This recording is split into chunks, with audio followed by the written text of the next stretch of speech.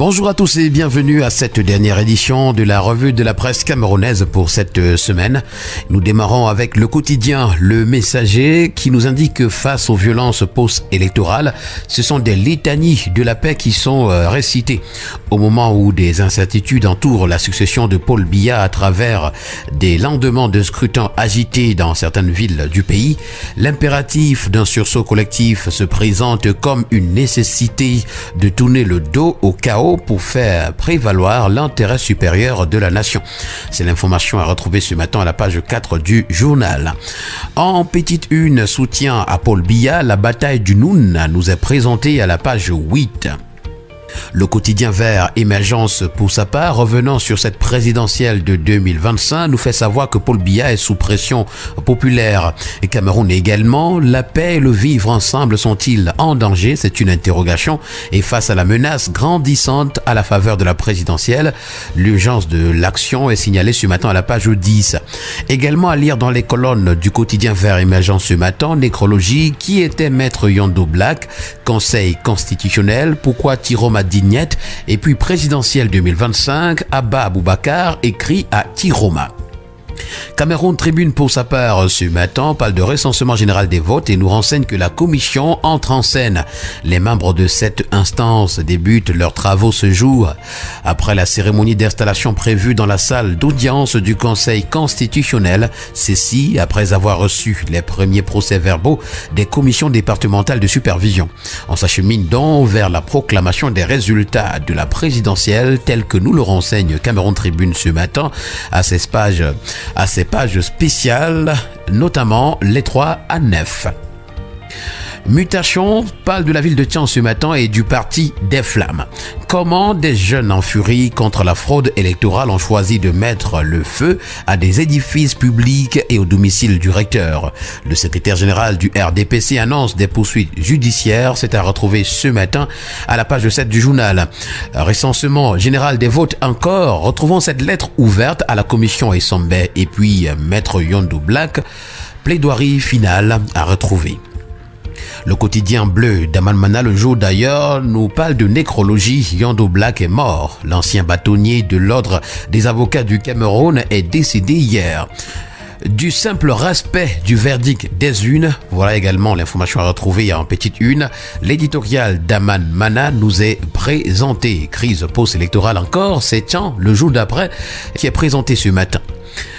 Le quotidien régional d'information du Nord Cameroun, l'œil du Sahel de Guiba et Gatama, revenant sur la présidentielle, nous fait savoir que les menaces et les intimidations se multiplient. Et dans ce contentieux post-électoral, nous avons le quotidien d'information républicaine, Le Drapeau, qui nous renseigne qu'on a déjà 3 requêtes déposées. 11 requêtes ont été déposées au Conseil constitutionnel, dont 3 par des candidats à la présidentielle du 12 octobre 2025 pour contester tout ou partie du scrutin. Cabra Libi, Joshua Oshi et Patricia Tomaino Damjoya figurent parmi les requérants, ouvrant ainsi la phase contentieuse de l'élection. C'est à retrouver ce matin à la page 6 du journal. En page 5, on s'intéresse au département du Diamaré où le préfet trace la ligne rouge à ne pas franchir.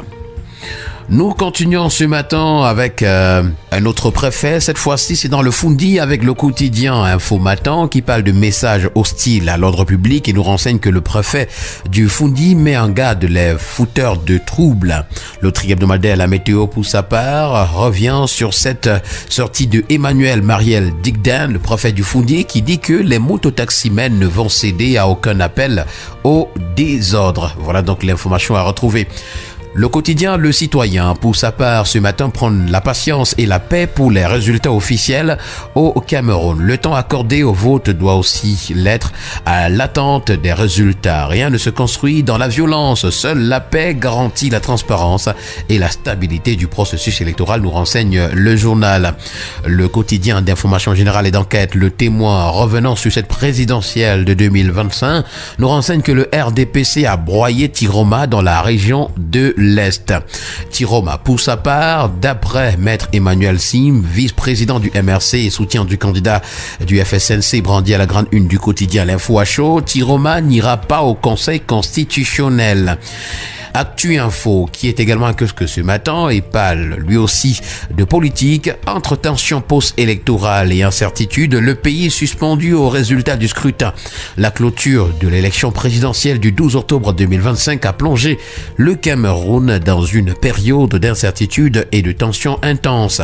Entre attentes populaires, spéculations médiatiques et rumeurs de transition, le pays retient son souffle. Également à retrouver dans les colonnes du journal, cette double alerte sanitaire au Cameroun. Forte circulation de la grippe et regain de vigilance face au Covid-19. Parlons de toute autre chose à présent ce matin. Nous avons l'affaire Diane Yangwo qui est brandie à la grande une de la Nouvelle Expression. C'est la justice qui condamne un fugitif d'après le journal.